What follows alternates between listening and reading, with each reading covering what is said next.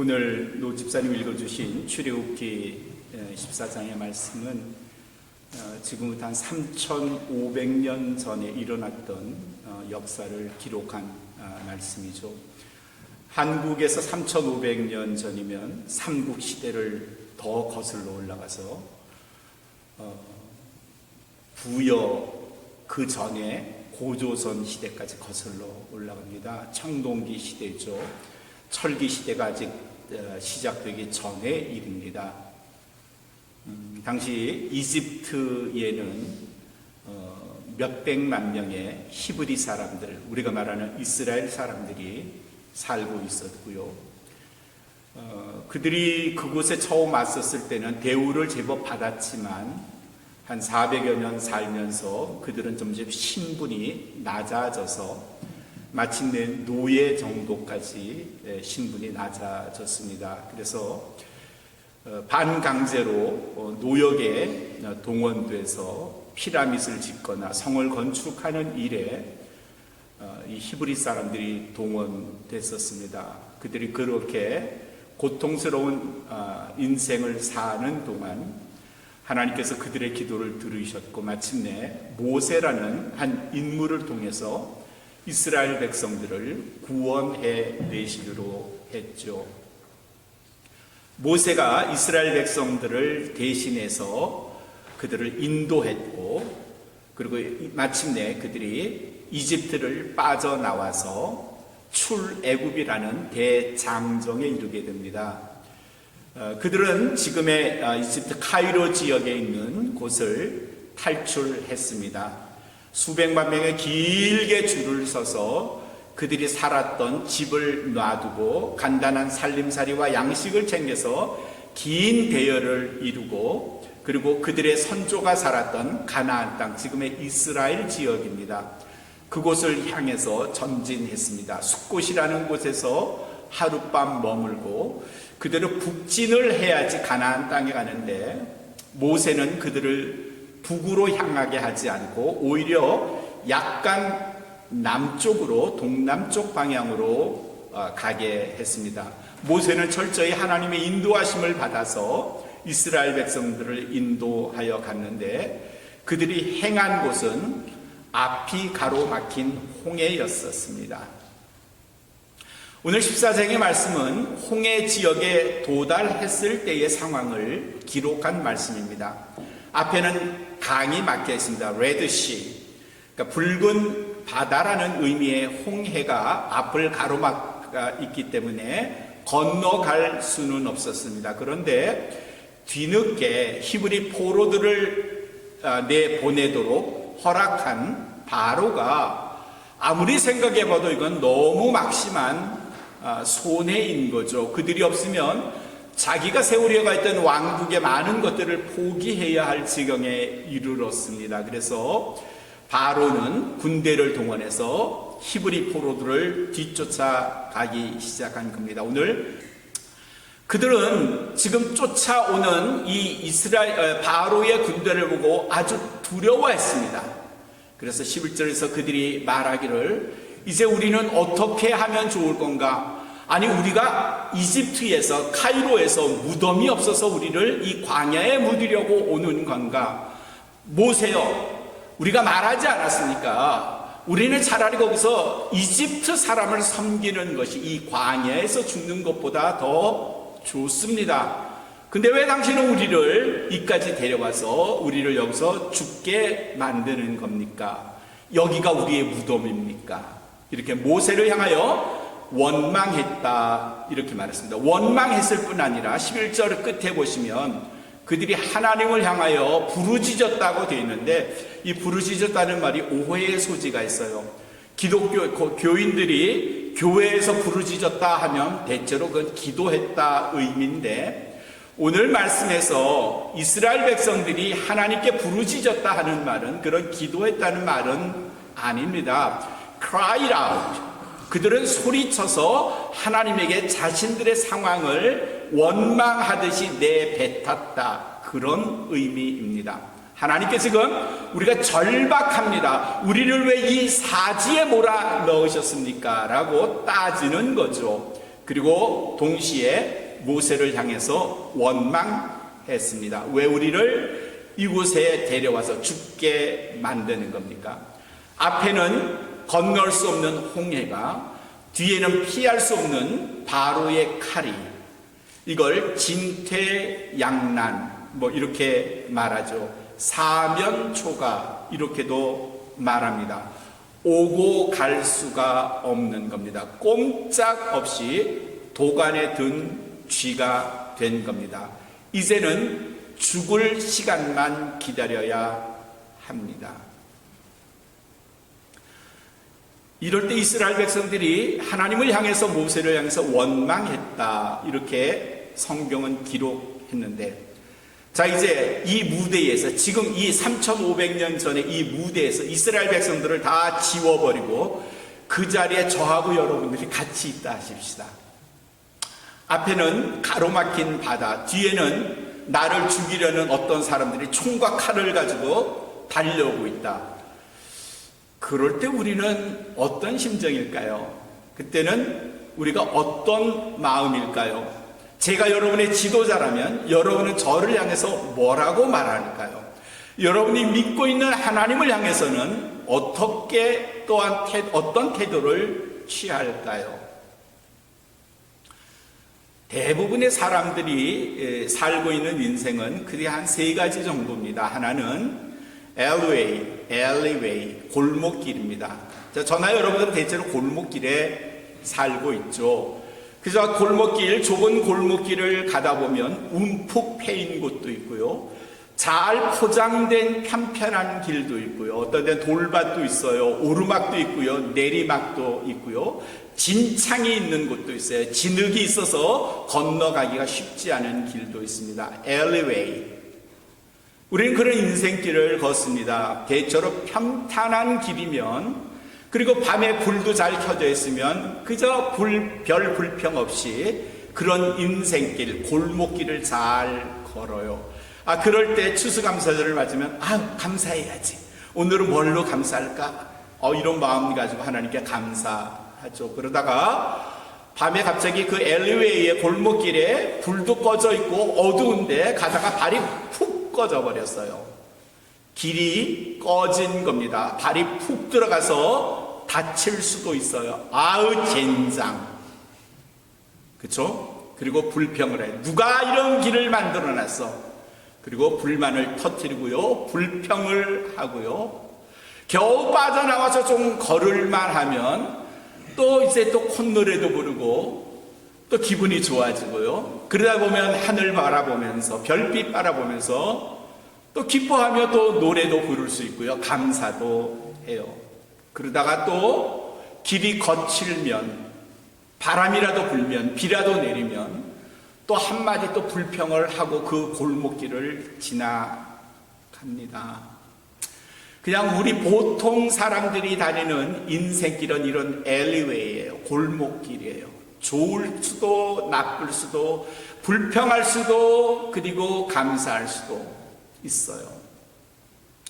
근데 성숙한 그리스도인일수록 이런 좁은 골목길의 인생을 거닐면서 웬만하면 불평하지 않으려고 해요. 불만 표출하지 않으려고 해요.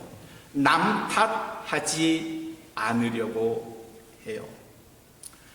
사람의 사는 모습에 따라서, 그가 하는 내뱉는 말씨에 따라서 그의 신앙 혹은 인격을 측정할 수 있어요. 근데 이런 엘리웨이만 있는 건 아니에요. 어떤 분은 탄탄한 가도를 걸어요. 그거는 고속도로의 프리웨이예요. 하이웨이예요. 잘 뻗어 있어서 속도를 줄일 이유도 없어요. 그리고 어둡지도 않기 때문에 마음껏 그 길을 스피드를 내면서 즐겨 할 수도 있어요. 콧노래가 저절로 나와요. 마음 같아서 뭐든지 줄 수 있을 것 같아요. 감사가 넘칠 것 같아요. 이런 성공한 인생길을 가는 사람들도 제법 있습니다.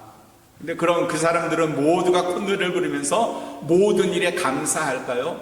아마 처음엔 좀 그럴 거예요. 처음엔 프리웨이 올라가면, 고속도로 가면 기분 좋으니까 아우 감사하다 고맙다 하지만 조금 가다 보면 그 감각을 곧 상실해요. 감사하기보다는 당연하다고 느껴져요. 난 그럴 자유가 있지, 그럴 능력이 있고 그럴 자격이 있지 쯤으로 이야기를 하죠. 그리고 그렇게 자기가 고속도로 같은 인생길을 가는 건 전부 다 내가 잘난 탓이야 라고 말하죠. 그 반대로 dead way가 있습니다. dead end라고 말하죠. 막다른 길입니다. dead end. 가기는 했는데 빠져나갈 출구가 없는 거예요. 골목이 닫혀 있는 겁니다. 오늘 우리가 읽었던 출애굽기 14장의 이스라엘 백성들이 지금 데드 엔드에 빠진 겁니다. 갈 길이 없는 겁니다. 돌아갈 길이 없는 겁니다. 막힌 겁니다. 출구가 없습니다. 앞엔 강, 바다, 뒤엔 군대. 많은 사람들이 이런 데드 엔드를 경험합니다. 그리고 대부분의 사람들은 그 데드 엔드에서 불평을 하고요, 불만을 표출하고요, 그리고 절망합니다. 그리고 마지막 잡고 있던 인생의 끈조차 놓아버리는 경우들도 적지 않습니다. 그 데드엔드에서 한 인간의 진면목을 자주 보곤 합니다. 그 데드엔드에 빠졌을 때 그 사람이 그걸 어떻게 받아들이느냐를 가늠하면서 그의 인생, 그의 인격, 그의 신앙을 재어볼 수 있습니다. 오늘 말씀에 등장하는 출애굽기 14장의 이스라엘 백성들은 그저 평범한 인간이었습니다. 하나님에 대한 신앙 그다지 높지 않았습니다. 그저 막다른 골목에 도달하자 하나님을 향하여 그 다음에 모세를 향해서 불평을 내어 쏟습니다. 저희와 별반 다를 것 없는 것 같아요. 그런 경험 해보셨어요? 이런 데드엔드에, 트랩에 빠져보신 적 있습니까? 오고 갈 곳이 없는, 더 이상 탈출할 곳이 없는 막다른 골목의 인생 경험해 보셨나요? 그런 곳에서 나는 그때 어떻게 했었지요? 나는 그때 어떻게 했었죠? 1년 전쯤에 우리 여기 고목사님이 사업처가 불이 나서 완전히 다 사업을 접어야 했습니다. 그로부터 지금까지 1년 반 동안 재판 소송이 진행 중이에요. 그런데 그때 참 우리 교인들도 마찬가지였을 거예요. 위로할 말이 참 없어요. 그래서 저도 고목사님께 목사님 힘내세요. 잘 되실 거예요. 하나님이 도와주실 건데 의외로 고목사님이 아주 편안하게 그럼요. 하나님께서 해결해 주실 거예요. 막다른 골목이에요. 거기에 모든 걸 쏟아부었는데 그게 그만 1년 만에 불에 타고 말았어요. 물론 목사님의 잘못은 하나도 없었지만 그런데 그 안에서 목사님의 신앙을 우리의 모두에게 보여주신 거예요. 데드엔드에 빠졌을 때, 막다른 골목에 빠졌을 때 여러분과 저는 어떻게 했었나요? 그 질문이 오늘 말씀 속에 있습니다. 우리가 잘 아는 데살로니가전서 5장 16절엔 사도 바울이 그리스도인들은 이렇게 살아야 합니다 하고 그리스도인들의 세 가지 삶의 양식을 가르쳐줬어요. 첫 번째가 항상 기뻐하세요. 그랬죠. Joy always. 항상 기뻐하십시오. Rejoice always. 두 번째가 뭐예요? 쉬지 말고 기도하십시오. Pray continually. 그리고 18절에 세 번째 강령이 있어요. 그건 뭔가 하면 어떻게 하라? 범사에 감사하라. 범사라는 말을 다른 성경에서는 모든 일에, 또 어떤 성경은 어떤 경우에든지 이렇게 번역을 했어요.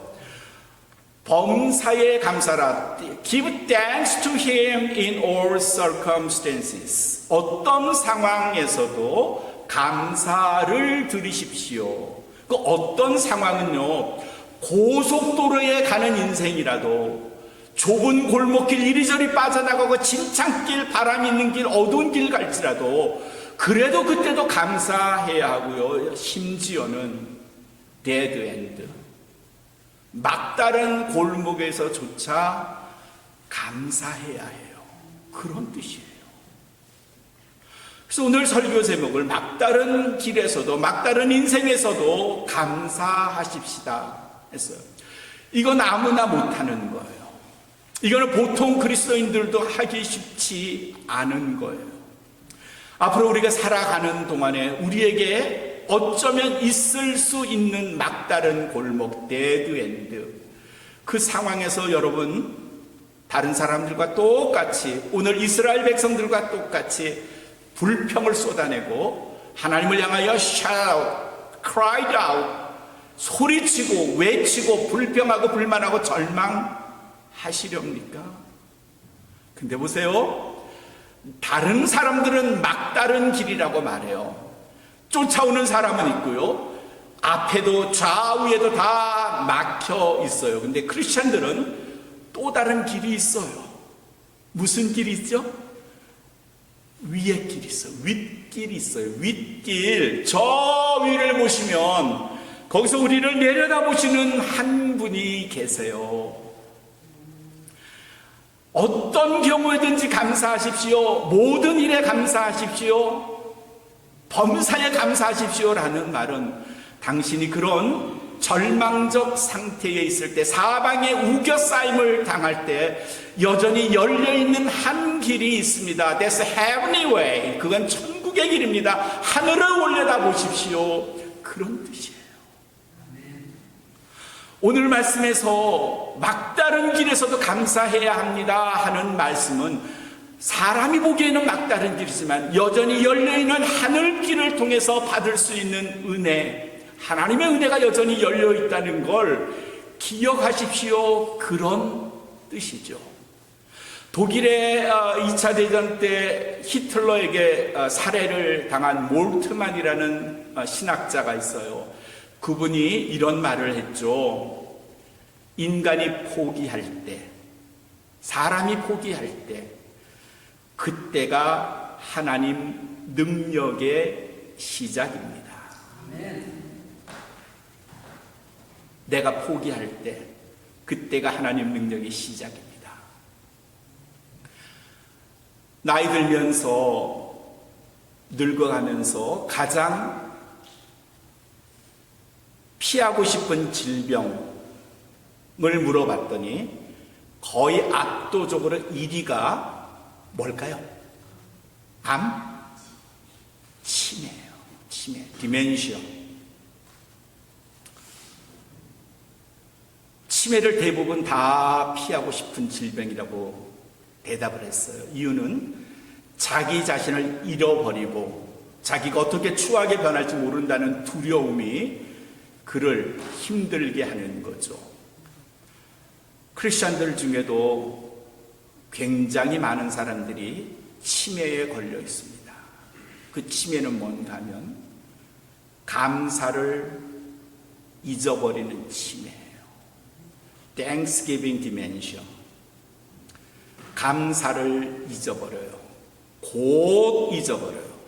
받을 땐 고맙고 눈물 날 만큼 감사하지만 돌아서면 잊어버려요. 얼마나 저와 여러분들은 그 감사를 기억하고 있습니까? 얼마나 오랫동안 간직하고 계십니까? 앞으로 우리가 살아갈 인생에는 어쩌면 후회를 만날 수도 있어요. 잘 나가는 거죠. 그때 하나님께 돌릴 감사를 다 가로채지 않으실 자신이 있으세요? 그때도 데살로니가 전서 5장 18절에 범사에 감사하라는 말을 떠올리면서 하늘로 열린 길을 바라보실 수 있겠습니까? 두 번째로 우리 인생의 평범한 사람들의 엘리웨이, 이 골목길에 어떤 경우를 만나든지 어두울 때든지 진창에 빠들든지 바람이 불 때라도 그때도 하나님을 향해 감사하실 수 있겠습니까? 그리고 마지막으로 데드 엔드, 사방이 다 막혀 있는 곳, 오늘 이스라엘 백성들이 맞닥뜨린 이 절망적 상태에서조차 감사하실 수 있겠습니까? 성경은 그렇게 요구합니다. 그때조차도 감사하라고요. 여러분이 아시는 대로 지금 이 상태의 이스라엘 백성들은 놀라운 하나님의 은혜를 경험합니다. 모세가 이스라엘 백성들에게 말했습니다. 여러분은 가만히 서서, 두려워하지 말고 가만히 서서 오늘 하나님께서 여러분들을 어떻게 구원하시는지 구경이나 좀 해보세요. 쫓아오는 저기 이집트 사람들 중에 다시 만날 사람은 아무도 없을 겁니다. 그들 모두는 오늘 진멸당할 겁니다. 그리고 오늘 14장의 21절부터 31절까지의 말씀을 쭉 읽어보시면 하나님이 이스라엘 백성들을 그 위기 속에서 어떻게 구해내셨는지를 여러분은 이미 알고 계세요. 내가 절망에 빠졌을 때, 내가 데드엔드에 있을 때, 그때 하나님이 여러분을 도우실 겁니다. 그러니까 그때도 여전히 감사해야 합니다. 사랑하는 성도 여러분, 남이 알고 있는 감사, 그건 너무 평범한 감사입니다. 내 머릿속에 들어가 있는 감사, 그건 아주 보통 사람들의 감사입니다. 그러나 내가 잘 나갈 때, 혹은 절망적 상태에 빠졌을 때조차도 하나님께 기도하고 하나님께 감사한다면, 그건 하나님이 가장 원하시는 신앙인, 하나님이 가장 바라시는 크리스찬인 줄로 믿습니다. 이런 신앙의 사람, 여기 모인 모든 하나님의 자녀가 되시기를 주님의 이름으로 축원합니다. 은총의 하나님,